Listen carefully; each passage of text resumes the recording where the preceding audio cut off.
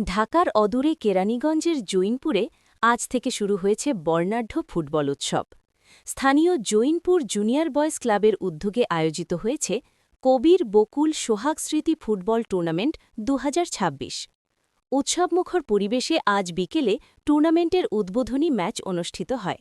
শীতের বিকেলের মিষ্টি রোদ আর হাজারো দর্শক সমর্থকদের করতালি, সব মিলিয়ে এক আনন্দঘন পরিবেশ বিরাজ করছে কেরানীগঞ্জের জৈনপুর ঈদগাহ সংলগ্ন বালুর মাঠে।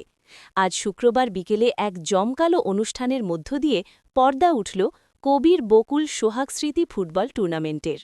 এলাকার যুব সমাজকে মাদক ও অপসংস্কৃতি থেকে দূরে রাখতে এবং খেলাধুলায় আগ্রহী করে তুলতেই এই টুর্নামেন্টের আয়োজন করেছে জৈনপুর জুনিয়র বয়েজ ক্লাব।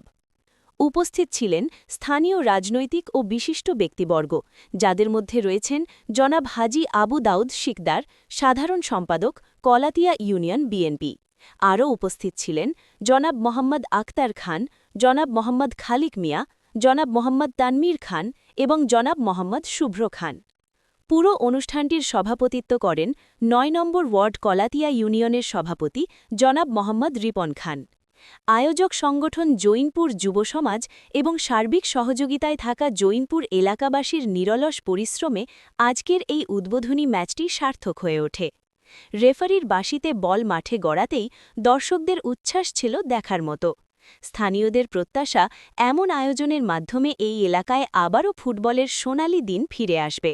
আমাদের চিরচেনা মুখগুলো অত্র এলাকার কৃতি সন্তান এবং এই জৈনপুরের মুরব্বিয়ান ৯ নং ওয়ার্ড বিএনপি সভাপতি সেক্রেটারি এবং আমাদের অত্র এলাকার সুনামধন্য ব্যক্তিবর্গ, যুবক ভাইরা, আসসালামু আলাইকুম রহমতুল্লাহ বরকাতুহু। সত্যি ক্রীড়াপ্রেমী ভাইদের মতো যদি আবার আমরা খেলাধুলা করতে পারতাম কত ভালো হইতো। খেলা দেখতে আসলে অনেকটা ভালো লাগে এবং আমরা চাই এলাকার ছেলেরা ভবিষ্যতে খেলাধুলায় যুক্ত হোক এবং মাদক থেকে ফিরে আসুক। যারা খেলাধুলা করে তারা মাদক সেবন করে না।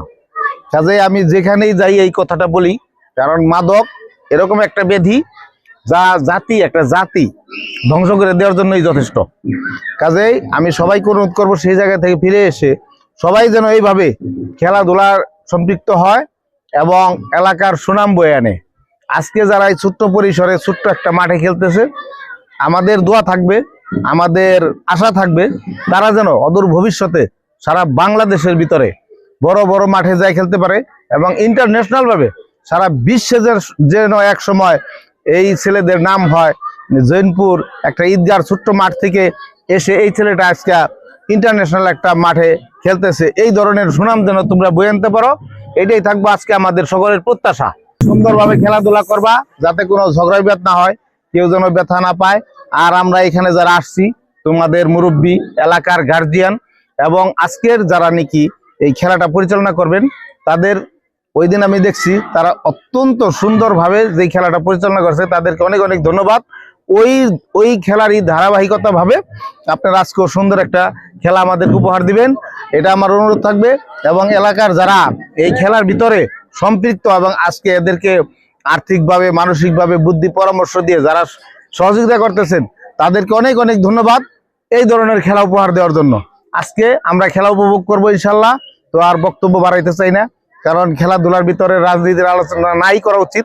তারপর আমাদের আলহাজ আমানুল আমান ভাই, যিনি এই অবিভক্ত কেরানীগঞ্জ থেকে 4বার এমপি এবং মন্ত্রী হয়েছেন, সেই আলহাজ আমানুল আমান ভাই আবার এবার 5মবারের মতো সে নির্বাচন করার জন্য কেরানীগঞ্জ তারেক রহমান, আমাদের যিনি ভবিষ্যৎ প্রধানমন্ত্রী, তিনি অনেক ভালোবেসে বিশ্বাস করে আমাদের প্রয়াত নেত্রী, যিনি গণতন্ত্রের মা, মাদার অফ ডেমোক্রেসি, আপসহীন দেশনেত্রী বেগম খালেদা জিয়া 3বারের প্রধানমন্ত্রী ছিলেন, সে ভালোবেসে আলহাজ আমানুল আমান ভাইকে এইবারের মতো দিয়েছিলেন, কিন্তু তিনি দুনিয়াতে নেই। তার জন্য আমরা দোয়া করি তাকে যেন জান্নাতুল ফেরদৌসের উচ্চ মাকান দান করা হয় এবং আলহাজ আমানুল আমান ভাইকে সবাই ভোট দিয়ে আমরা 5মবারের মতো সারা বাংলাদেশের সবচেয়ে বেশি ভোট পেয়ে যেন আলহাজ আমানুল আমান ভাই সংসদে যেতে পারে, সেই প্রত্যাশা রেখে সকলের কাছে দানিশ হিসেবে উঠছে। বক্তব্য শেষ করলাম। আসসালামু আলাইকুম রহমতুল্লাহ।